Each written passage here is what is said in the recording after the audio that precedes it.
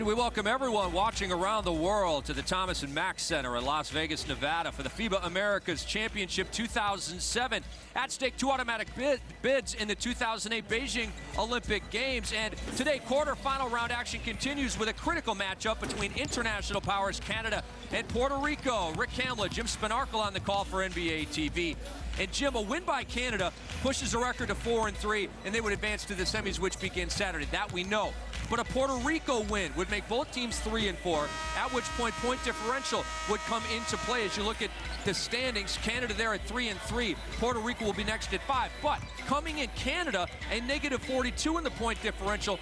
Puerto Rico, on the other hand, a negative 14 in point differential, a huge disparity there. So a win by Puerto Rico, and they're in. A win by Canada, and they're in. This is going to be fun. Oh, it's definitely going to be fun. And the thing about it, too, Rick, from that standpoint, is both of these teams have shown signs of promise. Some nights have just been flat out ugly. So it'll be interesting to see with a game like this towards the end of the tournament here, an important game, how they both respond.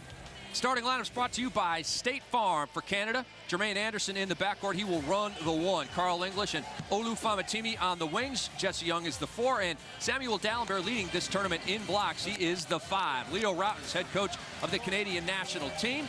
And he has done a remarkable job with this squad. And if they make it to the semis, his job will have been done, because I don't think a lot of people thought Canada were going to the semis without Steve Nash. Puerto Rico's starting lineup brought to you by State Farm. Carlos Arroyo, their point guard. The 2 is Larry Ayuso. The 3 is Carmelo Lee. The 4, Angelo Reyes, one of the league leaders in rebounding. And Peter John Ramos, he is the center, and he is second in blocks behind Samuel Dallenberg and the head coach for Puerto Rico, Manolo Cintron. And we are just about ready to go. There you see J.J. Bray of the Dallas Mavericks. Nice luxury to be able to come off the bench with him behind Arroyo. Well, it is, and I think that's one of the key things from this game here. I think, you know, when you look at the guards from the standpoint of how they control the tempo, one of the things that this tournament has shown me is that a lot of these teams will settle for long-range shots, in my opinion, at bad times during the course of the game. So a game like this with a whole bunch of decisions, tempo, are going to be very important.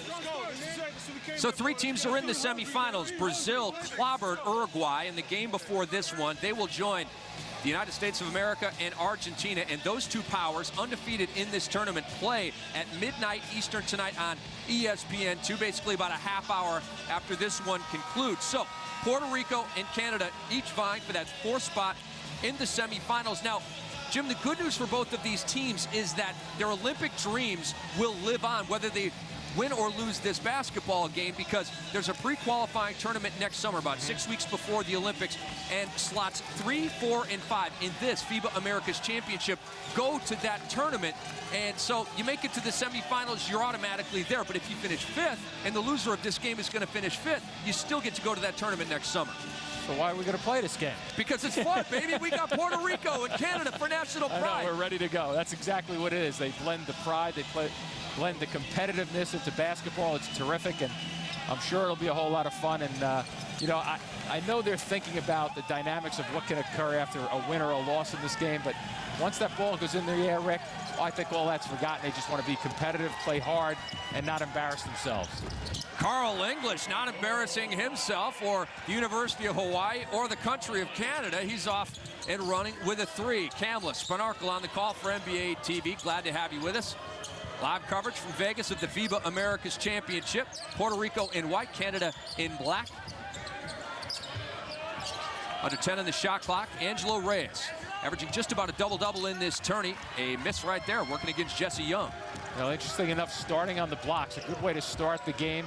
See if you can establish something down low, as I touched on a moment ago. A lot of times, the ball seems to drift out to that 3-point line rather than the quick touchdown deep. Jesse Young from the baseline. Nice looking stroke. 5-zip Canada.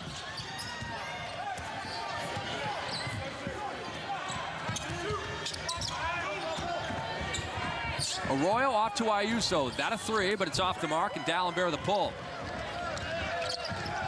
Samuel Dallenberg 4th in this tournament in rebounds, and we mentioned 1st in blocks.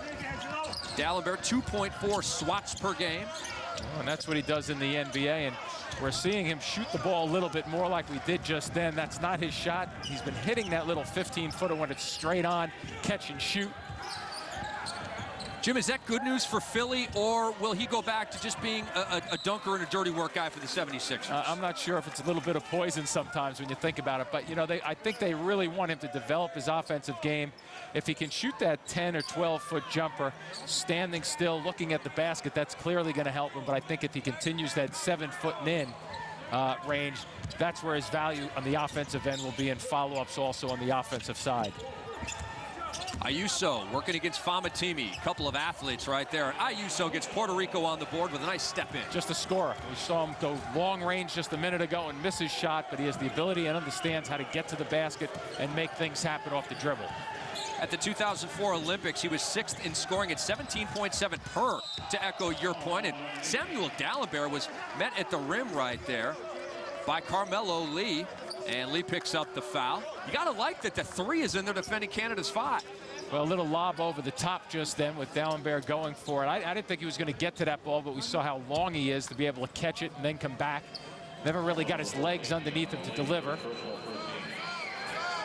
Dalembert at the line, and what a story he is. Born in Haiti, moved to Montreal at 14, and he was awarded his Canadian citizenship, much to the delight of that man, Leo Rautins, on August 7th of this year.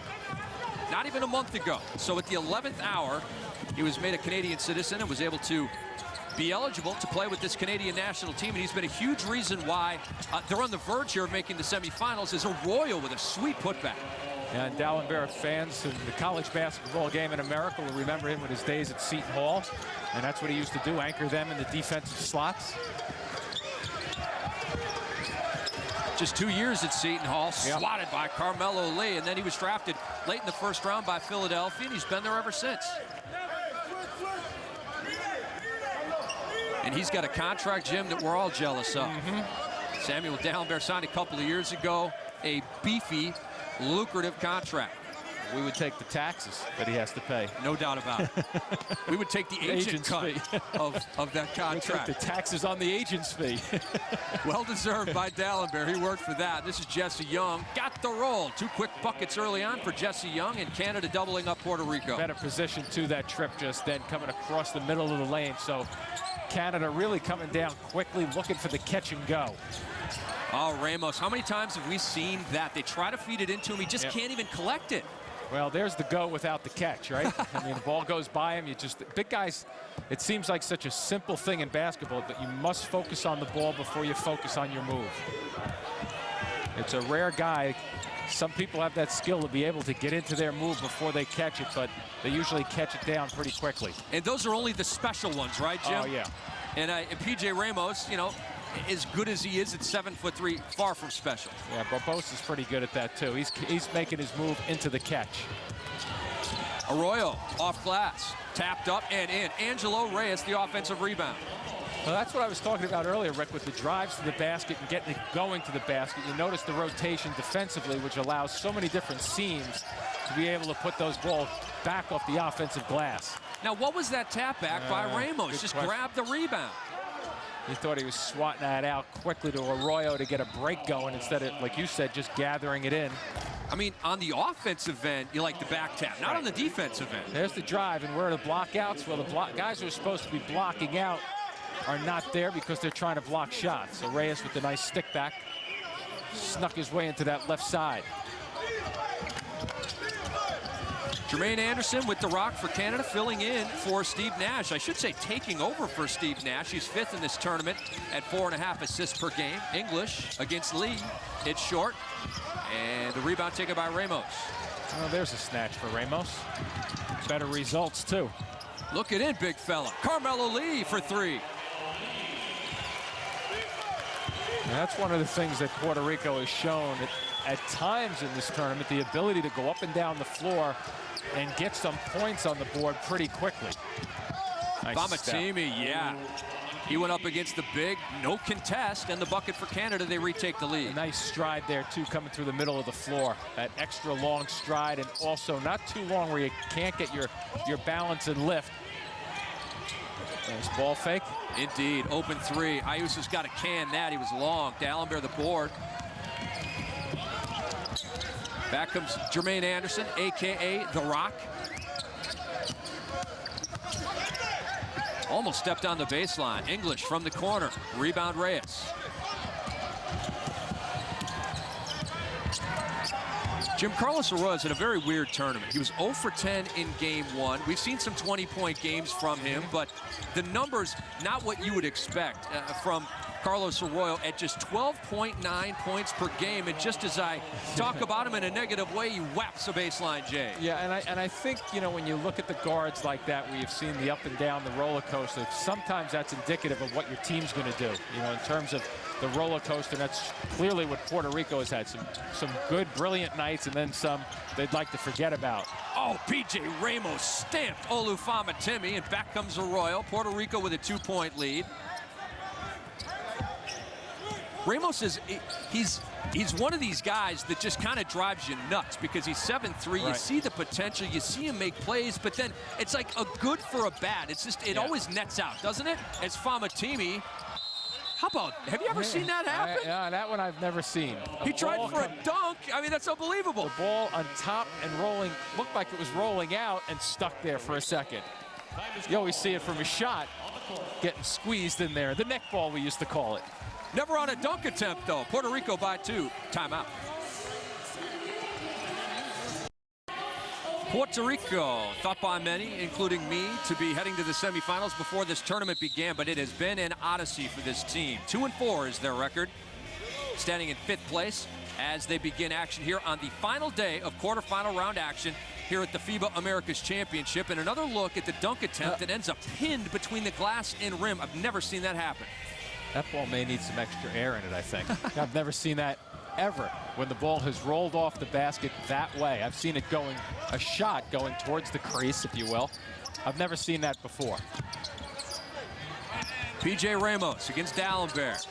Ramos steps in on him and scores. See, there's a nice move by Ramos, but Jim, the problem is he's probably going to make a mistake down here at the other end. Well, the thing with that is that comes down to concentration and focus, or lack thereof, when he's making his mistakes. But right there, you should see signs against D'Alembert, who obviously knows how to play some defense and block some shots. Nice extra pass. Ramos 7'3", he is a factor. English rattles out. Jesse Young underneath, his 3rd field goal of this first quarter. Looked like D'Alembert got the swat just then for Leo Rautins' squad. Good effort there from a long range just to keep it alive on the glass. Ayuso free for a moment. Good close, though. Affected that shot. And he just got one down on the blocks, right, with Ramos. You'd think they would have looked again down there, maybe to go to the well a second time. But instead they come down 7 seconds into the shot set and they fire one up quickly. Angelo Reyes called for the hold. Manolo Cintron in his first foray in international competition with the Puerto Rican national team. It has not gone as well as he would have liked. But they're not dead yet. With a win here, they qualify for the semis, and they're going to finish 5th. So they will be heading to the pre-qualifying tournament next summer. It all leads up to the Beijing Olympics 2008. And really, Jim, it's a battle for second place in this tournament. I mean, let's face it, USA is beating everybody by 37 points. They're not going to lose to any of these teams, including Argentina tonight. It's hard to spoil the suspense as Jermaine Anderson rattles in a J, tying the game at 14. But it's a battle for second place. Don't you agree? Has that game been played yet? It has not. It's live tonight, right? I've been called a prophet, Jim. There you go. I'm not going to predict the win yet, but I think they actually will win. Yeah, I agree with that. I mean, their defense, you know, we've talked a little bit about the USA team. We know they can score. They've obviously put up tons and tons of points, but the focus is on defense. And when you get guys like LeBron and Kobe and Jason Kidd focusing on defense first, I mean, they just come get you. They're relentless. In the games that I've seen, they're just overpowering. Ramos the fade and a rebound by Reyes, but did he foul? Now they got a hold on Jesse Young, so they exchange fouls on each other. And Angelo Reyes, 3rd in rebounding in this tournament, draws foul number 1 on Jesse Young.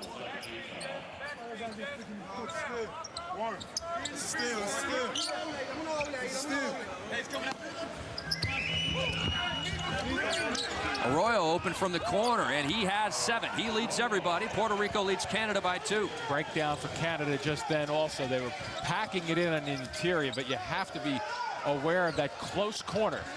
from which side the ball is being taken out of, because a guy can come around that curl and be in rhythm, as Arroyo was for his jumper. Jesse Young, no. Famatimi, no, but he's fouled. He'll head to the line. Last 2 years with the Arkansas Rim Rockers, Olu Famatimi. He's got a bod, he's got athleticism. He's a nice-looking young player. Well, actually, Ayuso from behind, too, here. No, it's Arroyo coming down and really trying to swat that ball. Now, if he just took a chance of not really winding up and just tried to touch the ball as it went up, he might have had a chance for a deflection. As soon as you wind up that arm and go for the big-time swat, you better make sure you get all ball.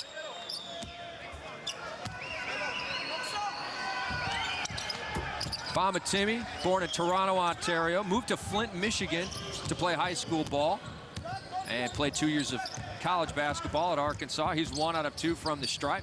Canada down 1. Just about 2 minutes to go in this first quarter.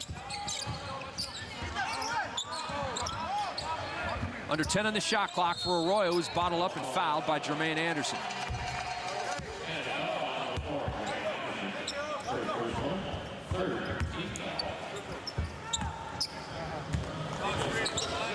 Leo Rowden's former #1 draft pick to the Philadelphia 76ers, 17th overall back in 1983.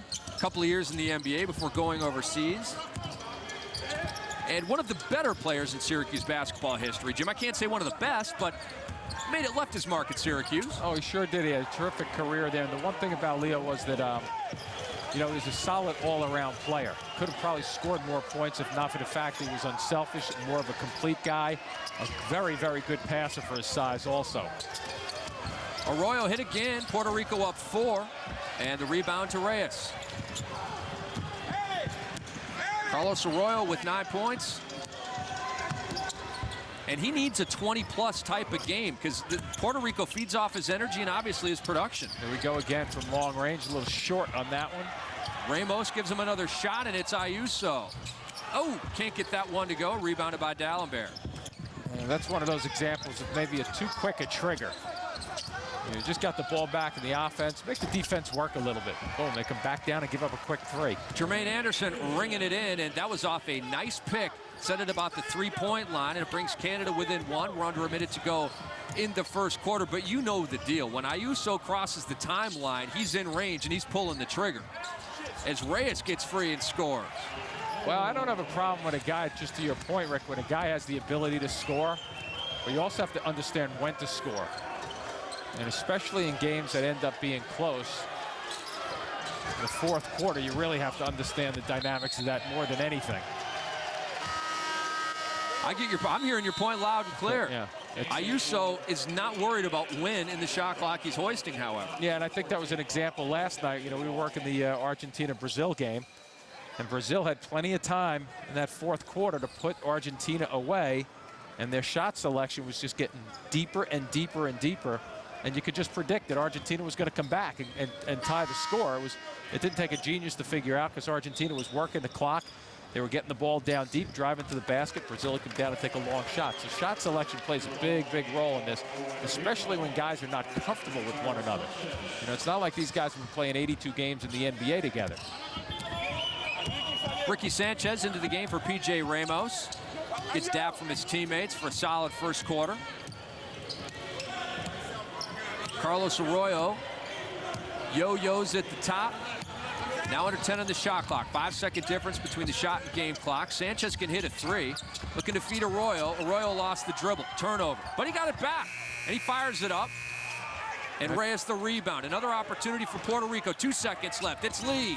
Can't get that one to go. And we are through 1 in Vegas.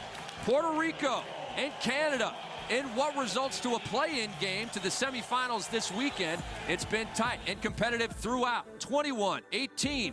Puerto Rico over Canada. Carlos Arroyo has every right to howl at the moon. He leads everybody in scoring through 1 with 10. The second quarter is next.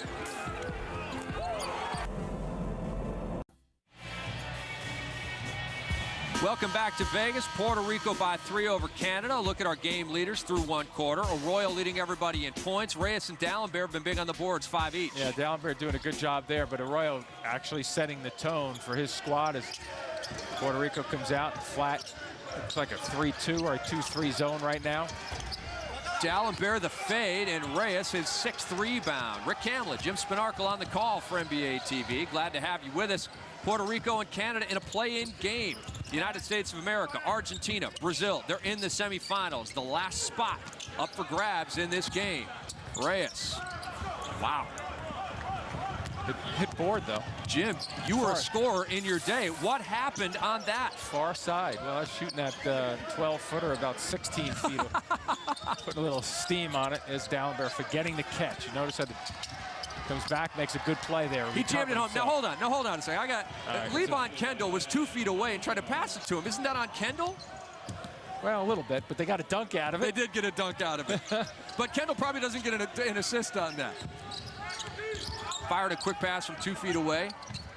Not the best idea, but it's a 1-point game. Under 10 on the shot clock. You've heard me say that a lot in this game. Ramos, after a quick blow towards the end of the first, back in there, fading, hooking, and missing. Well, that's going to be a tough one for him to get down. A, he's falling away from the basket. B, you got D'Alembert challenging him. Get the ball and get it closer to the hoop and go towards it. And C, he's not Kareem Abdul-Jabbar. Yeah, well, he's not Dave Cowens either with the jump hook. Going, now I'm really reaching. You weren't born. No, I know Dave Cowens' game. I know you do. I'm a history buff of the NBA. But you're right. I mean, when he was in his heyday, that was before I was alive, but really not cognitive in my abilities at that point to remember. Substitutions. And out of the inbounds play, looks like they go back to the man-to-man. So I haven't seen it as much, but if I were in this tournament, I think, Coach, and I think I'd be throwing a lot of different defenses every sequence down the floor. Change it up every second time, maybe even every other time coming down the floor. You just don't see a whole lot of that. And the reason I would do that, Rick, is because you have guys, to try to put these teams together with Band-Aids, really, when you think about it, right? They haven't been playing all that long together. Some of them have more experience, some of the teams, but if you change it with a 24-second clock, you change the defenses every single time down the floor, or as often as you can. The guards have trouble figuring out what you have to come up against, and 10 seconds is run off the clock already. It's a great point. And off the Dennis Brown miss, back comes Puerto Rico. Ricky Sanchez from San Juan, and Puerto Rico up 4.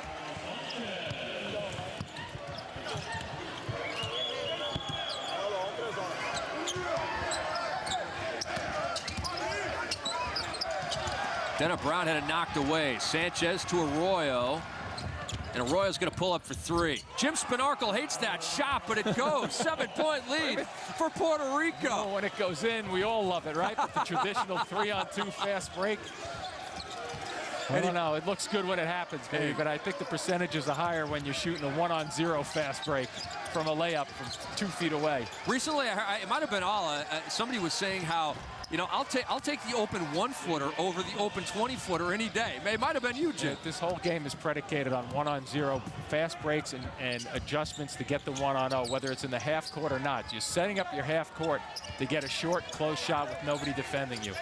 You know what it was I heard say that. You did? Eloquently stated again, my friend. Puerto Rico by 5. Ayuso lets it rip. And the rebound ripped by D'Alembert. Dennis Brown goes reverse. Can't hit. Sanchez had the ball hit him right in the face. And we'll keep it here. Canada gets another possession out of bounds off of Sanchez's lip. It's interesting, too, when you think about it. We're right just about 14 minutes deep or whatever of game time, and you being the play-by-play guy doing a great job has very infrequently have you said, and so-and-so will go to the line and shoot too. Right or wrong? No, you're right, and we're not mad about that. No, we're not mad about it. It keeps the pace going. It's fun to watch. You mentioned the rhythm a moment ago. These guys appear to be in some semblance of a rhythm. Nice snatch rebound by David Thomas. And he goes out to the three-point line. But they go down and low to your boy, Levon Kendall, who faces up and hits. Boom. And that is his shot. We got a 3-point game. It works a little bit. Levon Kendall's nice. He's been nice in this tournament. He's had double-doubles. Solid player at Pitt, obviously, in his career there. Sort of is the, hard-nosed, hard-working guy. Yep. The right-hand man to Aaron Gray over the last few years, but I like him. He's been solid in this tournament. A surprise find for Jamie Dixon, the coach at Pitt, and He did. He had a nice career, and you're right. I mean, he was a terrific role player for those teams because they had some very, very good teams. And his play, you see him with a little turnaround, reverse pivot there to free himself up. Born in Vancouver, British Columbia.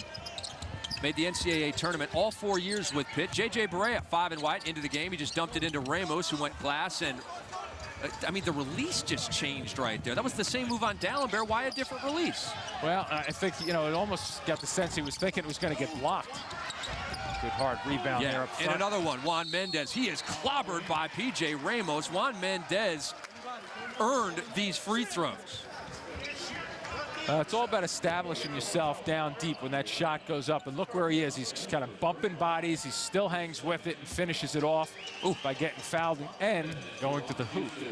He is now going to go to the line and shoot a pair. P.J. Ramos slapped out. That was a ruthless foul by P.J. and a good look at the buff Juan Mendez, 25-year-old forward.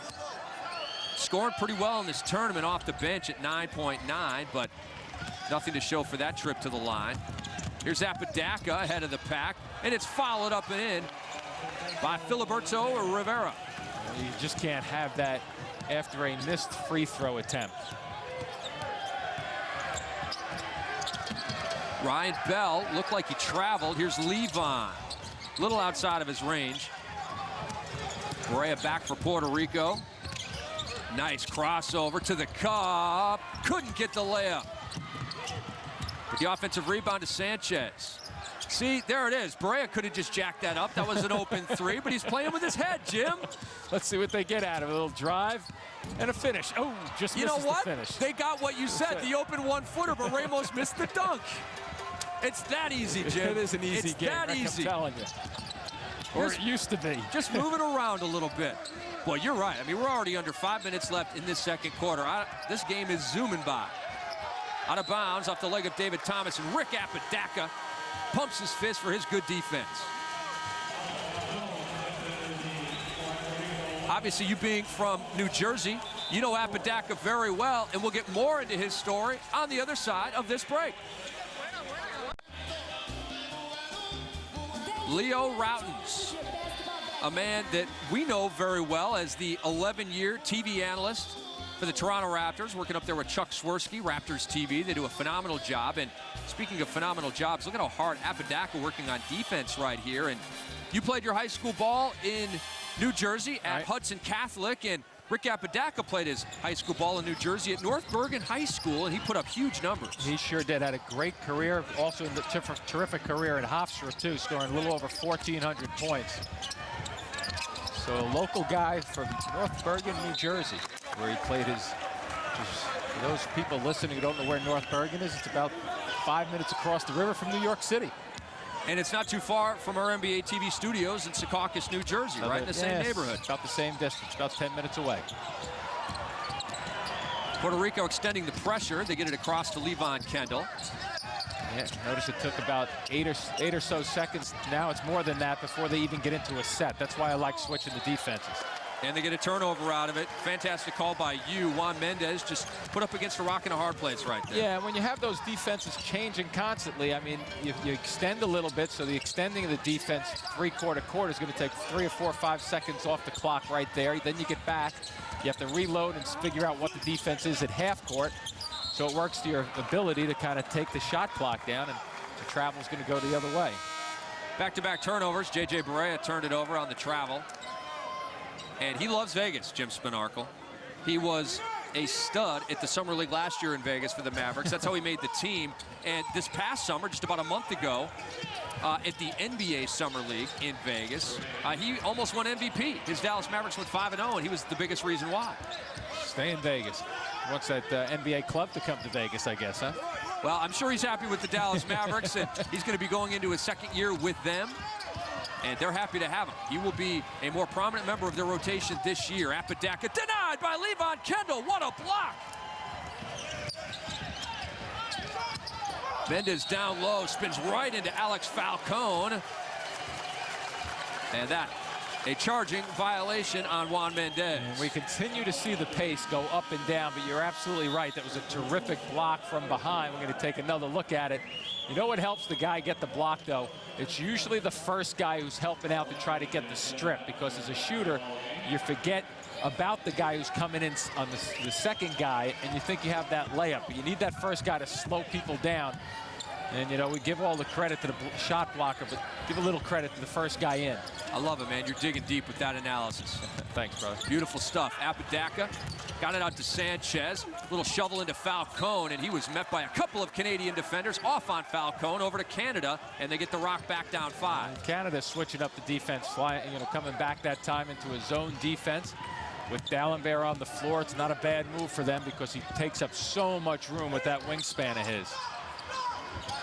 A low touch for Levon Kendall. He likes the face up. Here's back to the hoop, and the fadeaway won't go. Rebound Falcone. Yeah, he likes to face up, and he what's called a reverse pivot at the same time. Correa hands off to Apodaca, and he got that 3 to go. Puerto Rico has built their lead to 8.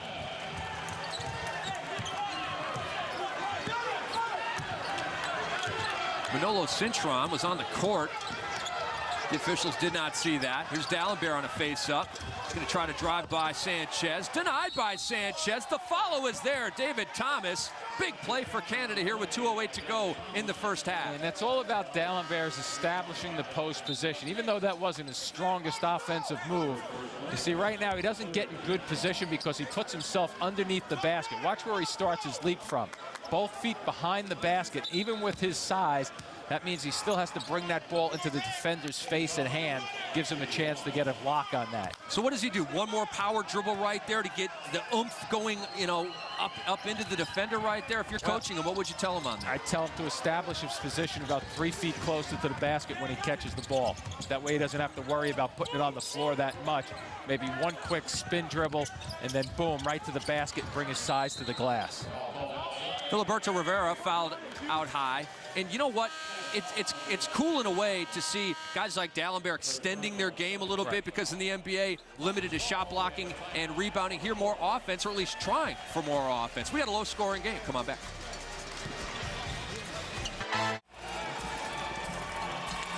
Manolo Cintron's Puerto Rican national team comes into this game with a 2-4 record. Canada at 3-3. The winner of this game is moving on to the semifinals. It's that simple. And a reminder, coming up at midnight Eastern time on ESPN2, USA against Argentina, both undefeated at 6-0. We got a $1:56 to go in the half. Puerto Rico by 6 with the basketball. Kamala Spinarkle on the call for NBA TV. Glad to have you with us. Canada comes out of that timeout, switching the defense again with the zone. Apodaca, strong drive, but the foul before the shot by Jesse Young on the baseline. There's a lot of burly, dirty work, power forwards in this tournament, and he's one of the better ones. He is, yeah. There have been a couple of good ones, really, in terms Ramon Gonzalez. Yeah, that's a good one right there. Gaston Paez of Uruguay. Yeah. By the way, he landed in Esposani's doghouse, barely played today. That's a story for another day. That's J.J. Barea with a long shot, and Puerto Rico up 9. And I like the fact, here they are again, picking it up three-quarter court, put some pressure on, you come down the floor, and now watch, let's take a look at how long it takes them to get it. Well, they're just going to settle for a jump shot. It goes. And they got it. Going to go, but you just don't win games like that consistently. David Thomas brings Canada within 6. That was a big shot from the former Michigan State Spartan. Won a chip back in 2000 with them, with Mo Pete, Mateen Cleaves. Gotta love Mateen Cleaves. Still trying to make NBA teams, still keeping the dream alive, Jim. Gotta love Tom Izzo, too. The job he's done at Michigan State over the years. No doubt, a factory. You know, he scripts his first 5 plays, right? Every game. But he got that from Mariucci, who got that from Bill Walsh, exactly. Right? And you know what's interesting as a broadcaster? Before the game, he'll tell you, if you ask him, what 5 plays you're going to run. As long as you keep the secret, right? Yeah, it makes you sound like a genius when you figure, hey, watch this guy come down low here. Jesse Young with a deep shot, out of bounds, off of Puerto Rico. And Sanchez hates the call. Look like... Well, Canada's going to get another possession here, down 6, 30 seconds left in the first half. Got to grab that rebound, Jim. Go after it, snatch it. Plenty of time, though. Fresh 24. Jermaine Anderson just took a look at the clock, and they will run a little clock here. Jermaine Anderson driving on Falcone, had it knocked away, but got it back. About a 5-second difference between the clocks. English, free for three. We got a foul underneath. And it's going to go on Alex Falcone. The veteran fouled Jesse Young, who was going for the rebound. Jesse Young begging for the points. We're going to have a little discussion on this one. A little bit of pushing down low. That's a foul on the floor, isn't it? Yeah, look that way. But I think basket is good. Yeah, I think what you're going to see here, Rick, is the possibility of somebody pulling down on the net. Manolo Cintron wants an explanation. So does the play-by-play guy. Sometimes you don't get answers. They have put the points on the board.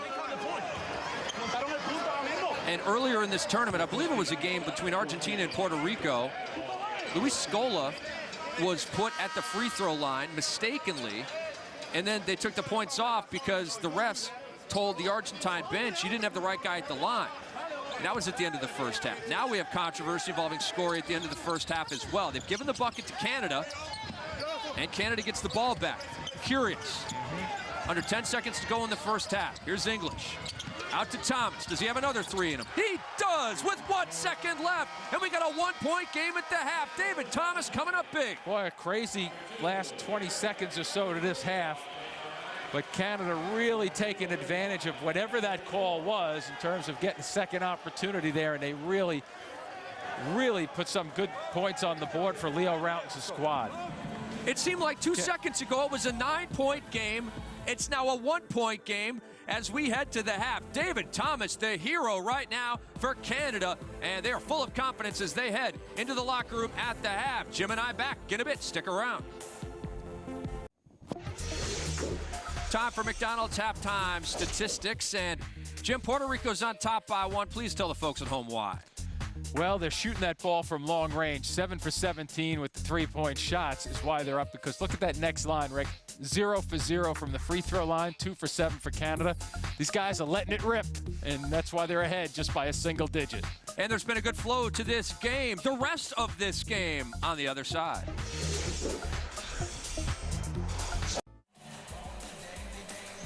Manolo Cintron has that look of resignation on his face and his body. He was just talking with the official, and it had to be about that late second quarter bucket for Samuel D'Alembert when he follow flushed it, and then the foul was called. Canada got the ball back and scored on a three. It was a 5-point trip for Canada, and Canada quickly erased a 9-point deficit at the end of the second quarter to make it a 1-point game as we start the third. We're live in Vegas. It's the Thomas and Mack Center. Puerto Rico and Canada in a play-in game to the semifinals. Glad to have you with us. Rick Kamla, Jim Spinarkle for NBA TV.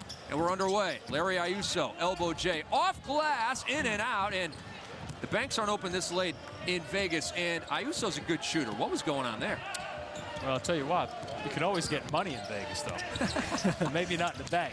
The ATMs are always open. D'Alembert, he's going to throw that one down with ferocity, one-handed. D'Alembert, the dunk. And I think, you know, Puerto Rico still may be in a little disbelief in terms of what happened in that last 2 minutes with their big lead coming down the stretch. They go in there in halftime. They're probably a little demoralized. Let's see if they can find a way to get out of this. And the ball out of bounds off of Olufamatimi. And you look at that shot right there by Carmelo Lee, who hit a three in the first half, but they are too in love with the three. I do agree with you. I did not like that shot selection at all. I don't want to belabor the point. We've talked about it enough, but I think we're going to talk about it a little more if Puerto Rico continues to go deep like this. Down low to Ramos. The spin on D'Alembert. Got away with a hold, and Ramos goes reverse for the layup, and Puerto Rico back up on top. So that's a couple of buckets he's gotten against D'Alembert, showing that little pump fake and then all of a sudden dropping the foot and going by him. So let's see if they continue to come back down the floor and at least look for him on occasion. English blocked by Carmelo Lee. And Jim Spinarkle shaking his head as Carlos Arroyo jogs it up the court. I didn't like that shot either. And a foul. That'll be on Carl English, working against Arroyo.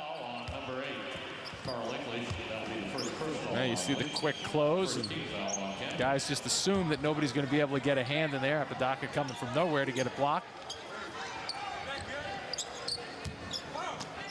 Arroyo to play it from the side. The Puerto Ricans up by 1. Angelo Reyes for 3. Angelo Reyes is a power forward and a rugged one at that. And Jim, if you didn't like Carmelo Lee or Larry Ayuso shooting threes, you really had to dislike that one. My goodness. You're going to make me out to Nah, people just thinking saying. that I don't like the three as a weapon. They're making you look like a genius here as Arroyo shoots from the baseline and stays hot. He's got 15. Don't get me wrong. I like the 3 ball, especially in the shorter distance in the NBA. But I think you can shoot it with a purpose. With, you know, you have to try to drive the ball to the middle of the floor. You have to drive the ball to the basket. You have to look to the post to try to get some inside out. Then the threes will be fine. Listen, as English draws the foul there on Carmelo Lee, and free throws coming up for Carl English, I hear you loud and clear, 100%. The NBA line is 23 feet 9 inches. The international line here in FIBA rules is 20 feet 6 inches. That has to have these guys foaming at the mouth.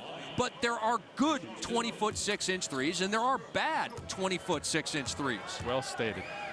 I agree. English at the stripe. And he's off with the firstborn in St. John's, Newfoundland. Played college at Hawaii. Nice gig. 7th all-time in scoring at that school. Spent a couple of years in the D-League with Charlotte and Florida. Charleston, I should say, and Florida. And he brings Canada within 2. 8 minutes to go in the 3rd.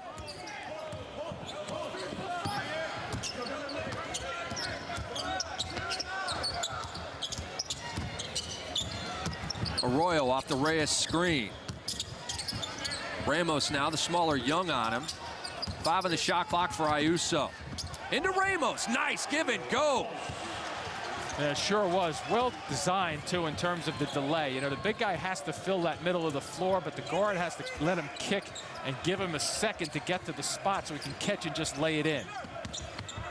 D'Alembert the handoff to English. Here's the rock, off to Jesse Young. That's his shot. A little flat with that one. Puerto Rico by 4. Reyes to Arroyo, open. And it's good again. 17 in the game for Carlos Arroyo, and Puerto Rico building that lead back up that they had late second quarter. That's a nice little set right there, because the ball is obviously entered into the blocks. Defender looks to double team, or at least is in confusion there because the ball's down deep. Arroyo just goes away from where he's looking. English off with the 3, the ball out of bounds off of Ramos. It was 4 against 4, point guard against center for that rebound, and the point guard won. Watch Arroyo now. He goes the opposite direction. Anderson tries to cheat to the middle of the floor, thinking he's going to cut to the middle. Smart play by Arroyo just to get his free jumper. That's an NBA guy against a non-NBA guy right there, right? That's exactly what it is. Oh, Famatimi had it and just dribbled it out of bounds. And in a game of this magnitude, down 6 midway through the 3rd, you can't have that mistake.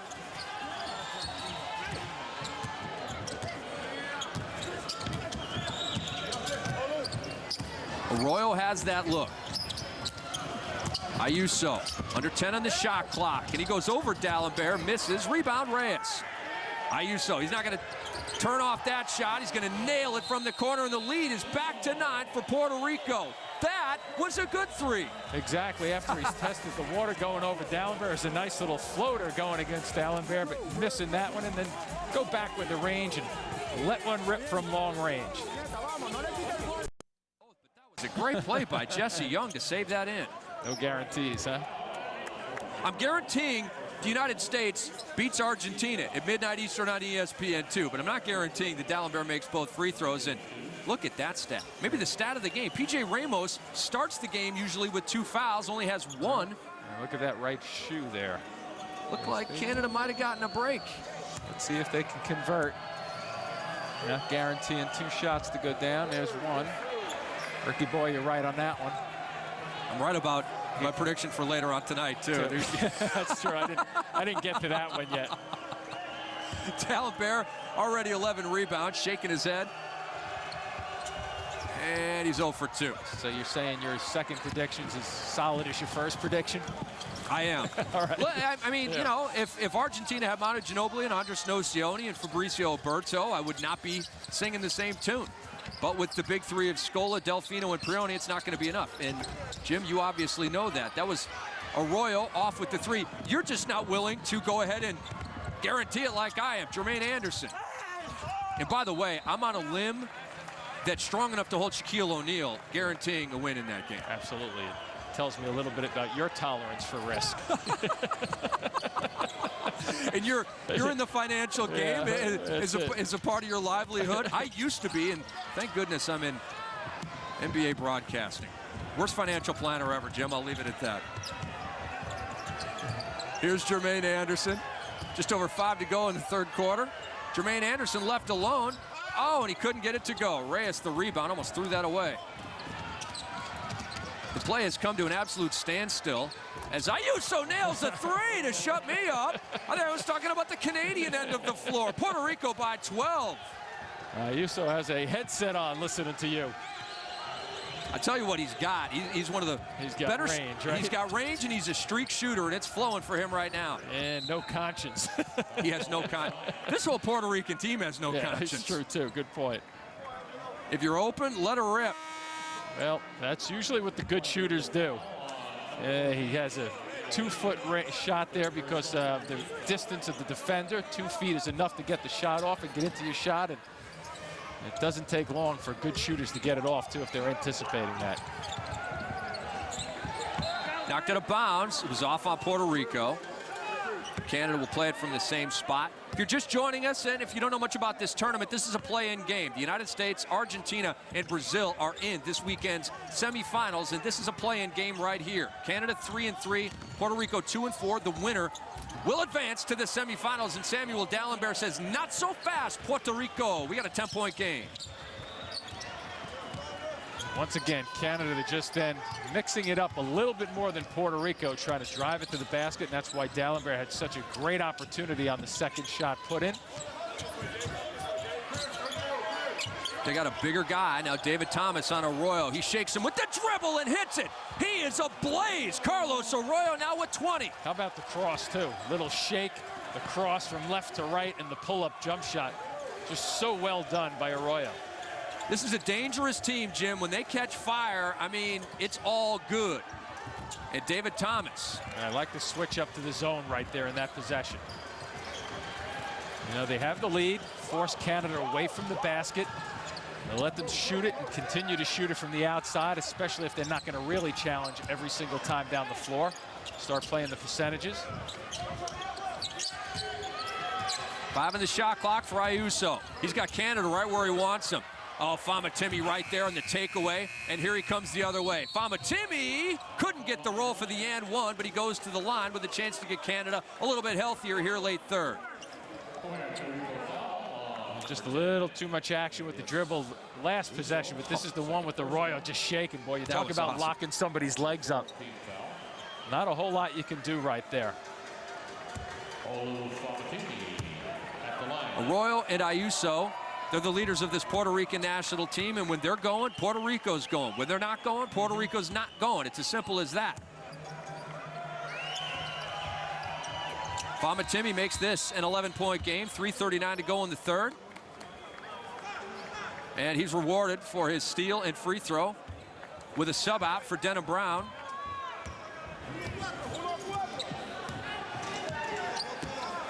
Canada needs a stop. Brown back in the ball game now for Team Canada.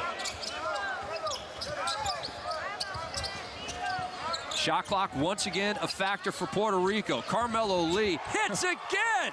It's contagious, baby. When Arroyo and Ayuso are feeling it, so is everybody else on this team. Well, I'll tell you what also happens too, Rick. When those two guys that you mentioned are lighting it up, a lot of the focus starts to go towards those two guys, and it allows the 3 other guys to maybe move a little bit more freely and get better looks at the basket. I think that was a perfect example of it with Lee.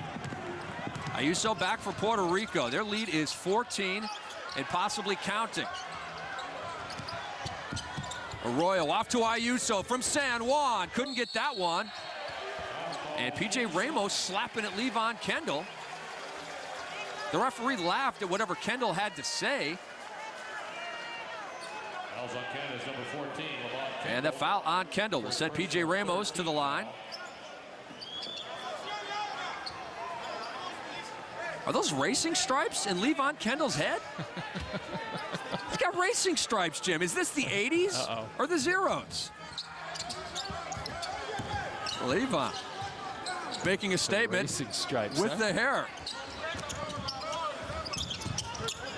Puerto Rico on top by 14, 2.5 to go in the third. A lot of statements with the hair in this tournament, though, huh? I got no problem with any of them either. Neither do I.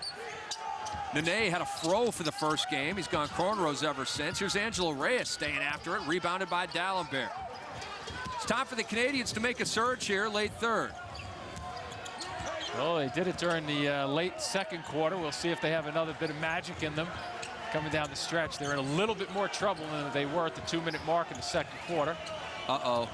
Oh, he hit it! A little bit of a drift away, a floater. D'Alembert, the fadeaway 17-footer, and he makes it a 12-point game. And I think Puerto Rico will live with that shot. Canada picking up the D. Ramos working against D'Alembert. And that's a shot Canada will take every time down. You got that right.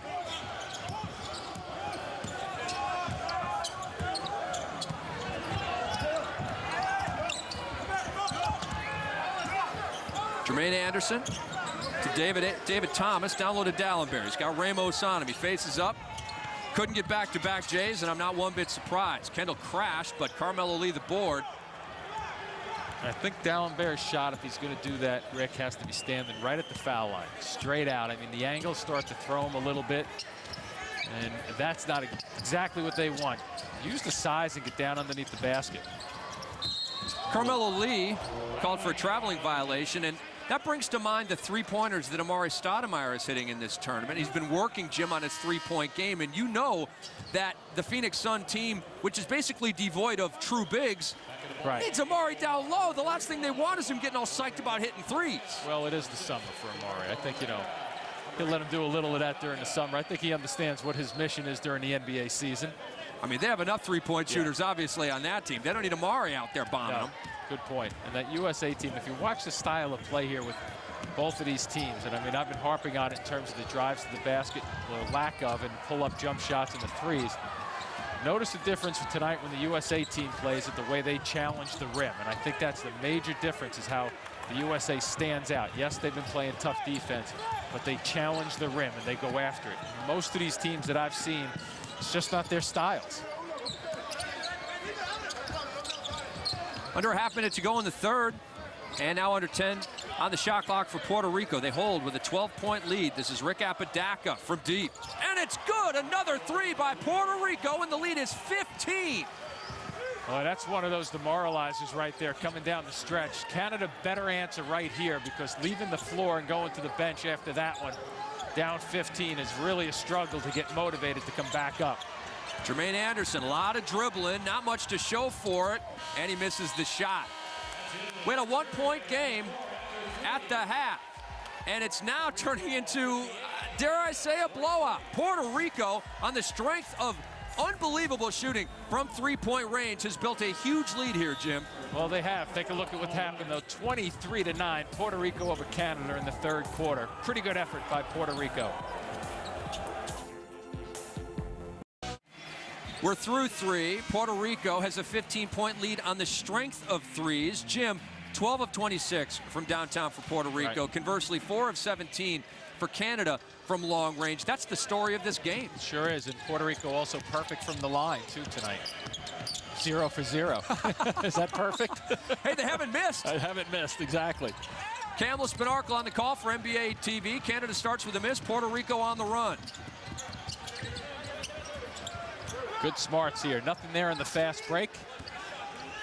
Keep your rhythm at the offensive end. Make sure guys get early touches, which is a smart set in the first possession here in the fourth quarter. J.J. Barea knocked out of bounds off of Barea, and that's a good call. Barea is upset, but that was knocked off of him by a Canadian player. Very smart play by Team Canada, and they're hanging on by a thread here, Jim. The winner of this game moves on to the semifinals. The loser is done for this tournament but finishes in 5th place and will still have hope for the Olympics in 2008 by going to the pre-qualifying tournament next summer. 3 berths out of 10 teams in that tournament, and the loser of this game will be one of those teams, and 3 and 4 as this tournament ends will be in that pre-qualifying tournament as well. If you win gold or silver in this tournament, you're heading to Beijing. Simple as that. Now the trick here for Puerto Rico is just not to be satisfied with taking the shot clock down. Still play aggressive basketball. Shot clock down to 2 now with the shot. Barea airballs the finger roll. We're back the other way. Canada with numbers. English takes it himself. Misses! And the rebound comes to Puerto Rico. That's a microcosm of the game for Canada as Barea, the other end, puts it in reverse layup style. It's a 4-point turnaround and now a 17-point lead. Oh, and Canada had 2 shots coming down the floor in their first 2 possessions. At least they were trying to get to the middle of the floor and get to the bucket. Now, Puerto Rico really has it going. They're just taking advantage of the mistakes and the misses. And a whistle will go against Canada again, a traveling violation. Another look at Barea. There he goes, the up and under. You know, anytime somebody's bigger than you, you think they're going to come on the power side, and he recognized that, went just to the reverse side. Well done. Smart basketball player, and a great move just then to the hoop. MVP of the 2006 Portsmouth Invitational Tournament. And not too many NBA guys come out of that tournament these days, but Barea is one of them, and the lead is 19 on that hook shot by P.J. Ramos. Oh, they have it going, don't they? Levon Kendall and 1. Canada's not dead yet, although it feels like it. Well, I think Leo Routen's had a message for his team between the 3rd and 4th quarters at least. The last 3 times down the floor. Could we air any of it if we had him mic'd up? Probably not. Ramos again with the post-up move, but I think Leo's message to his team was to at least get this ball going towards the basket, stop the clock, let's shoot some more free throws. They haven't shot a whole lot of free throws either in tonight's game, but well, if you're going to keep shooting the ball long range and missing your shots, the clock is just going to work against you quickly. Levon Kendall, 3-point play, brings Canada within 16. They need stops. They need a lot of stops, and they need a lot of buckets. Simple as that. Well, their work is done here in Vegas at the FIBA Americas. Angelo Reyes, he was thwarted at the rim, and back comes Canada. This is English. Kick out to Levon Kendall. He did save it. Great job right there. Into English. And it sets up David Thomas for 3. Oh, that was a life-saving possession for Canada. Sure was. Gives them a little bit of lift, a little energy at the same time. Let's see if they can do something at the defensive end and play off that. Nice cut. Oh, it's pinned on the backboard by Denham Brown. He blocked J.J. Barea, and back he comes. Into the corner, David Thomas. Down low, Mendez. Over the rim and in, plus the foul. Here comes Canada. And I like the adjustment that Leo Routen's has put on the floor for his team. You know, if you have the outside shot and it's wide open, take it. But for the most part, what they're doing is they're really looking down deep. It took them 3.5 quarters or so to figure it out. But now it's working. They believe a little bit more in themselves. When we return, Juan Mendez at the stripe with a chance to make this a 10-point game. Don't go away. Canada within 11, and that's Leo Routen's head coach of the Canadian national team. His son, Andy, tore his ACL and MCL 2 minutes into this tournament. Coming off the bench early in this tourney and suffered a devastating knee injury. He will not be able to play for Syracuse this upcoming season, Jim. And I know you cover NCAA basketball. I know you know Andy's game, and that's just all wrong right there. 2 minutes in. You know, even at the end of the tournament to tear your ACL is completely wrong. And another 3 by Canada by Alex English, and there he is, Andy Routens. Yep, it is a shame because he had a nice year last year with Syracuse. I'm sure Jim Boeheim is just distraught with what's happened to him, but he had a nice year last year, and it's you know, anytime you see these young guys get hurt like that, it's just you know, that's a tough one. It's a long rehab. So we wish him well. But not devastating. Oh, yeah. Or career-threatening or anything like that. It's going to take a year of his life to get back, but he will get back if he fights hard enough. And obviously, being a Routens, he will. Here comes Canada again. David Thomas. And the rebound to Reyes. Canada's gotten this down to 8. They were down by 19 at one point. And this is where Puerto Rico has to continue to play hard, aggressive offensively. Just make sure every shot they take is a good one, but don't settle and work the clock down to where it's like 6 or 5, and then all of a sudden you're panicking. Just make sure you're keeping the flow. Instead of starting it at 10 or 15, I should say, maybe you get it down to 10 and then you go. But you're constantly looking for a good opportunity. Get a little extra time right here. Shot clock reset to 24. Your point is well taken, because this game is far from over. They have an 8-point lead with 6:08 to go. I mean, nothing's in the books yet, obviously. No, especially the way Canada's playing now. You have a team that has their bench really enthusiastic. The guys on the floor are playing well together. Ayuso the miss. P.J. Ramos the put back. Puerto Rico back up 10. That's a big bucket, too, for Ramos. Just really positioned himself and parked himself on that right side. 75% of the misses go to the opposite side, so he knew exactly where to stand. Mendez, back iron, rebound, fought for, still up for grabs, and it's David Thomas. What a fight for that rebound. And credit Levon Kendall, he was in there as well. And down low, Mendez against Ramos, the fake, the fade. I think that was knocked out from under the basket. It's going the other way. And that's a bad break for Canada. Did you see it the same way? It was close. I mean, it may have just trickled off before somebody got a hand up there. The other part of it, though, too, is you touched on it before, this game of runs and streaks. Canada just had one, and now Puerto Rico has an opportunity to maybe get it going at the offensive end also. Carlos Arroyo and another kickball, so a new 24 with which to work for Puerto Rico. I don't think it ever got over it. Nope, they didn't. They hit the net, right, but they did not hit the ball from underneath the net. Good call by the officials. Carlos Arroyo leads everybody in this game with 20 points. Samuel Dalembert has 17 rebounds in this basketball game to go along with 11 points. Ramos scored a moment ago. He has 10 points, 9 rebounds. You get a lot of rebounds, Jim, when you have a lot of misses, and that's been the case in this game. Well, for Puerto Rico in particular, you know, and not getting to the free throw line, you know, so it's something where it's feast or famine.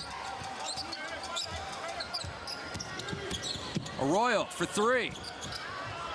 And a long rebound comes out to Canada, and Puerto Rico still. Wow, what a deflection there. Here they come. Arroyo out to Ayuso. This could be a backbreaker. And the rebound taken by English. Puerto Rico still has not attempted a free throw in this game. It just doesn't make sense. Denham Brown, he is fouled on his way, and a chance to carve into this lead from the line for Denham Brown. Denham Brown from his days at UConn, a little blend of the 2 and the 3 spot. Always liked to go after people and really attack the glass. He had a mere 111 points one game in high school too, huh? Unbelievable. I'm glad I wasn't defending him. A lot of people thought I was, but I was not. And I don't care what kind of competition, and I'm sure he played against good competition. I think Allah was guarding him. Ooh, ooh, that's a shot. I will be notifying Allah of that shot from one Dookie to another. And Denham Brown splashes them both. We got an 8-point game. Denham Brown, nice player. Last year in the D-League with Tulsa, 18.5 points. I don't understand why he was cut so quickly by Seattle, who spent a second-round pick on him in 2006 and cut him 2 games into preseason. Yeah, not sure either. It's, well, you know, size may have something to do with that. Yeah, Puerto Rico's just not really getting into it quick enough. That looked to maybe be a dribbling violation by Ayuso. Then the air ball out of bounds. Take your pick. It's either out of bounds on Puerto Rico or a 24-second violation. And they give it back to Canada. 4:15 to go. And starting to get to be that nervous time of the game, Jim, and it's an 8-point ball game. Yeah, if I'm Puerto Rico and the coach and everybody associated with them, I'm getting nervous right about now. This next minute or so. Levon Kendall, long 3, rebounded Dalembert, and he flushes it down. We got a 6-point game, and Samuel howls at the moon. Yeah, because now you have Puerto Rico, a team that's been shooting the ball well and quick and getting into things up until the last 4 minutes. Now you start to look at them and say, where's the confidence? Where's the bounce in their bodies?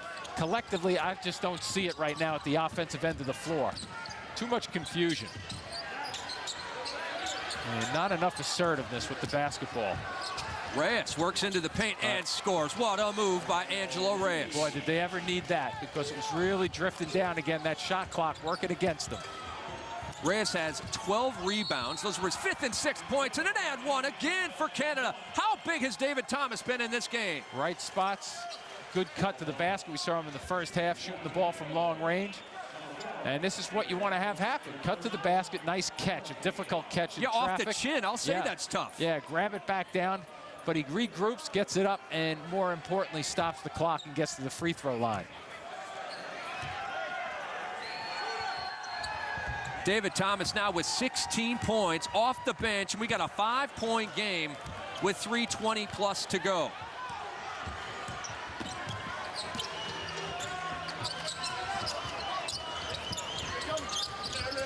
The well has gone dry for Puerto Rico. They're really playing not to lose right now, and it's hurting them. Arroyo, little look off, goes up and scores. Arroyo with 22. Puerto Rico back on top by 7. Oh, that was very close to a charge, too, because Kendall had established in pretty good position. Smart pass by English. He's going to take it this time. Nowhere close. D'Alembert fought for it, and then a foul. English gives it away on Arroyo with 2:48 to go. Nice crossover again, and watch, well, you know, that was pretty close because Arroyo was in the air and Kendall kind of slipped on him. Let's see if he has position. I think that's pretty good position. Now it's a 50. No, I'm not. It's a 51-49 for me. I call a charge there, but it's a very close call. That was a bang bang, and Jim, as you know, that's the toughest call in basketball is the block charge. Puerto Rico with the rock up 7. Hey.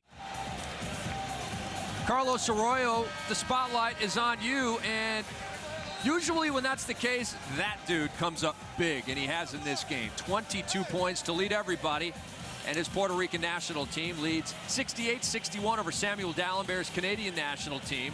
The winner of this game moves on to the semifinals, where they will join the United States of America, Argentina, and Brazil. Brazil qualified in the game before this in a win over Uruguay. And in case you haven't heard, in the Western Conference Finals of the WNBA, the Mercury beat the Silver Stars 102-100 in overtime. Arroyo fading, missing, and English couldn't get the rebound. And Carmelo Lee came out of there with it, out of bounds off of Canada. Well, you're talking about a big play there by Lee because of the time right now. We've talked about how Puerto Rico is struggling to get into their offense over the last 3 or 4 minutes. But a second chance opportunity right now. They'll be able to take more time off the clock, even though they are really milking it to every inch they can take. Ayuso thinking about a backbreaker. And it's rebounded by English, and a foul from behind on Angelo Reyes. And he hangs his head in disgust for a couple of reasons. Not a good foul right there. You stop the clock, you set up Canada, and his day is done. 5th foul. He checks out of the game with 6 points and 12 rebounds.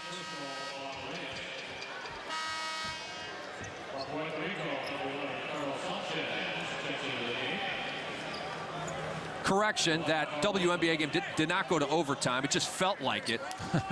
Much controversy and drama at the end of that game. And now that series heads back to Phoenix. Mercury holding a 1-0 lead in the best of 3. And here's Carl English at the line. Big free throws for him. Good with the first.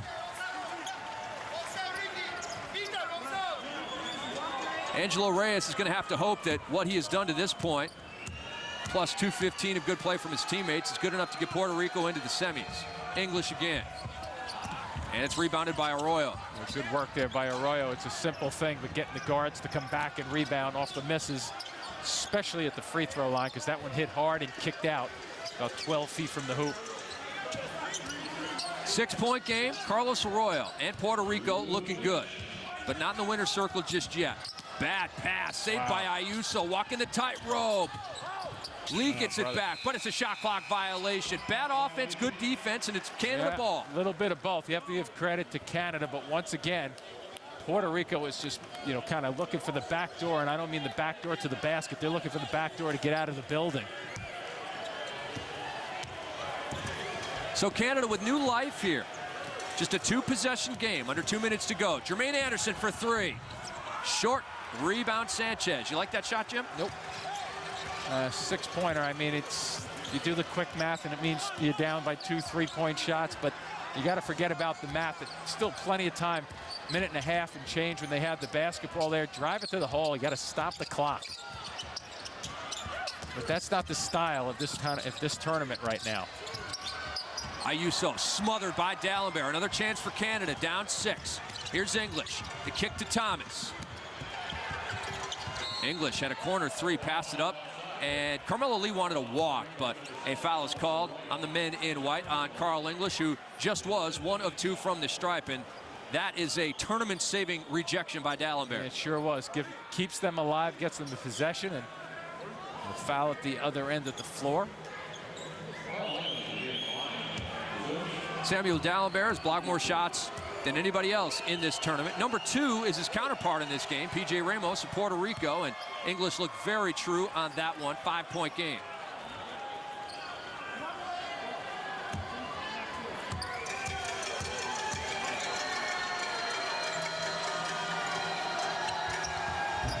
English again, 1 out of 2. Man, got to hit those free throws. Oh, you sure do. I mean, it's a little high side over the top. And that's not a good foul. No. So mistakes really hurting Canada throughout the game, and especially here late. 1:03 to go, just 63 ticks left. And bailed out in a way. They're not over the limit here. It's actually then not a bad foul with not being over the limit. But you do extend the time Puerto Rico has the ball. Well, I think the judgment there is whether you're going to play the fouling game or not, but it gives them a couple extra seconds. What, about 7 in this total possession? Don't you think you play one more defensive possession straight up? And here's Ayuso. Tried for the dagger, but missed. Canada still alive. Denham Brown, full head of steam. He's going to go right to the cup. He tried to mash it on Ramos, and he's called for the foul. Canada back to the stripe and not dead yet. Yeah, Ramos with a little indecision also there as the big guy and the last guy underneath the basket. Nobody really made a decision. You see right now he kind of swipes at it, but never really gets in position defensively to really go up and challenge Denham Brown's drive to the basket. And now Ramos in foul trouble with 4. Denham Brown not close with that first attempt, and that is 3 critical free throw misses for Canada in the last minute. That was a great camera angle just then from underneath the basket in the rim. You could see that ball coming, missing on the right side, the left looking at it. Take a look at this. That'll be, you know, that's a shocker right there. Puerto Rico, no free throws. Somewhere John Wooden is crying, not taking care of the fundamentals in this game. It might be every coach in the world might be crying. And if Wooden is crying, Bill Walton is somewhere crying as well, as Ayuso is. Getting close to the line, though, possibly. So, a 4-point game here with 30 seconds left. That foul just given by David Thomas of Canada. And boy, Puerto Rico's just not destined to shoot a single free throw in this game. Well, they're going to have to because right now you need the foul. 2 possessions, so it comes in. They're trying to give the foul there on Arroyo. Wow. And now it's taken away from Ayuso by English. Gets it over to Thomas. Thomas up, and he scores finger roll style. We got a 2-point game with 21 ticks left. And they still have to foul. There you go. And they do so. Arroyo in the backcourt, and this dude is clutch. This dude is virtually automatic from the line. Now, this is just a careless pass. There's no way of getting around it. It's a very good play by English defensively and a good finish down the other end of the floor. But boy, in those situations, I mean, you're thinking that you knew they had to foul. You almost could have held on to the ball just then and wait for them to come and get you. Canada's still not over the limit. Puerto Rico still has not attempted a free throw in this game. Has this been a weird one or what, Jim? Yeah, this has been as strange as you'll see.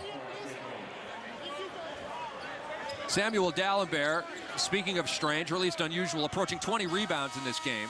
Sanchez will inbound.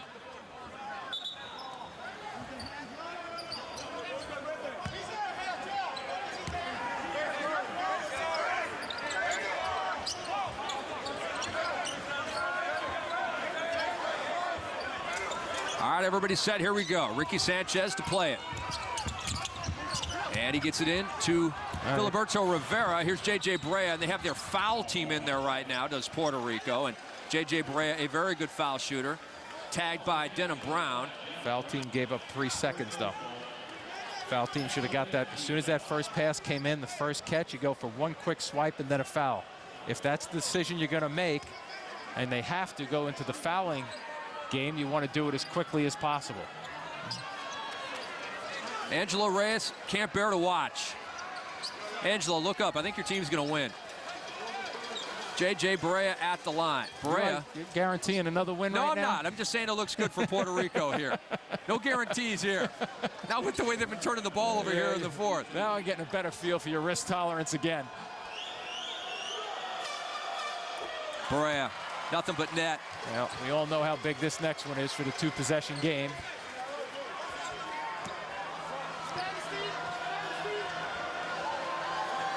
You saw Ayuso on the bench. He is not fouled out. Probably just benched because of that bad pass. And Barea does make it a two-possession game. Puerto Rico up 4, 16 seconds left.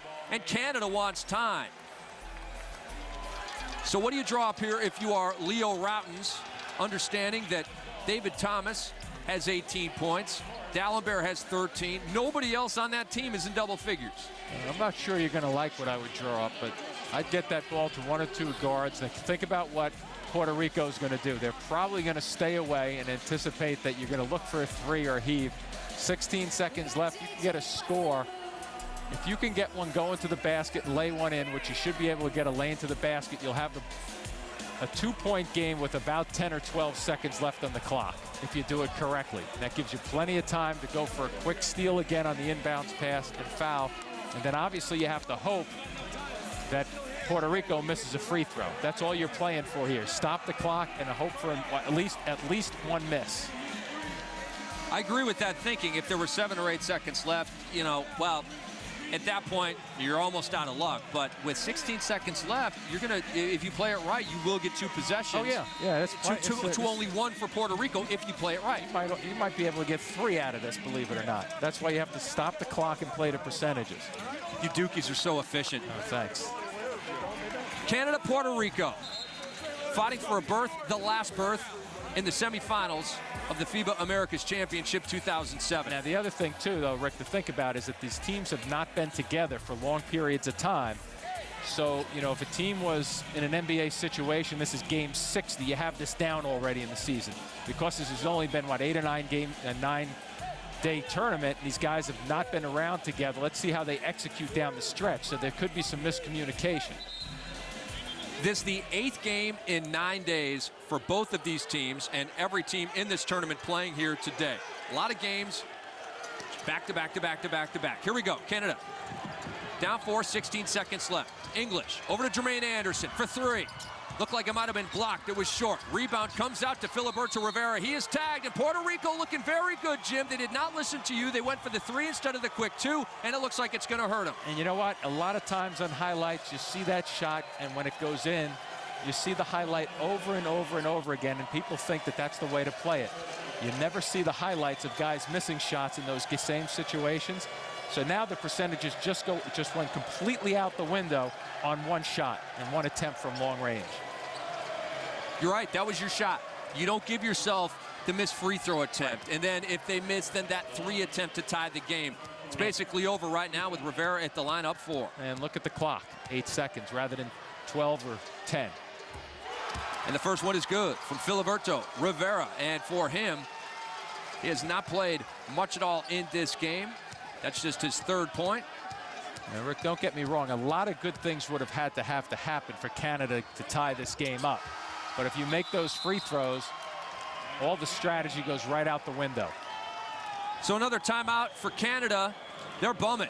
That team, Puerto Rico, is feeling the vibe right now. And they have been so up and down in this tournament, Jim. And there have been times when you thought, okay, this is the Puerto Rican team that everybody thought, well, at least most people thought was going to go to the semis. Then you see them and they look awful. And you're like, this is the most disappointing team of this entire tournament. And here they are after this 8-9-day roller coaster ride. They are on the verge of joining the Americans, the Argentines, and the Brazilians in the semifinals. Yeah, they are an interesting team, and if you just think of this game alone, it probably states kind of how they've played throughout the tournament. You know, the first half, they played pretty well. Then the 3rd quarter, they played very well. And then the first 5 minutes of the 4th quarter, they go into kind of like a semi-stall. They take themselves right out of their rhythm, and then all of a sudden when they needed it, they come back and play hard and aggressive and get some things done. So it's a roller coaster and some anxiety on the sidelines. I mean, Manolo Cintron, he looked sick right there, didn't he? He looked visibly ill. And Manolo, you're moving on, baby. You're going on to the semifinals. Well, you've heard of coach speak, right? That's coach look. That's how coaches look until the game is over. He's been dragged through the ringer, I'm telling you.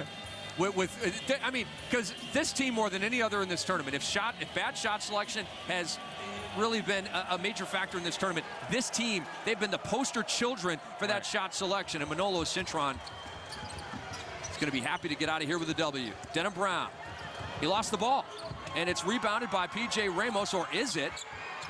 Down on the floor, zeros on the clock. Puerto Rico is in the semifinals. They finished 4th through the first 2 phases of this tournament, and Canada will finish 5th, still alive for the Olympics, but they're going to have to qualify for the Olympics at the pre-qualifying tournament next year. They will not go to the semifinals. Puerto Rico joins USA, Argentina, and Brazil, and they will start playing on Saturday in the Final Four.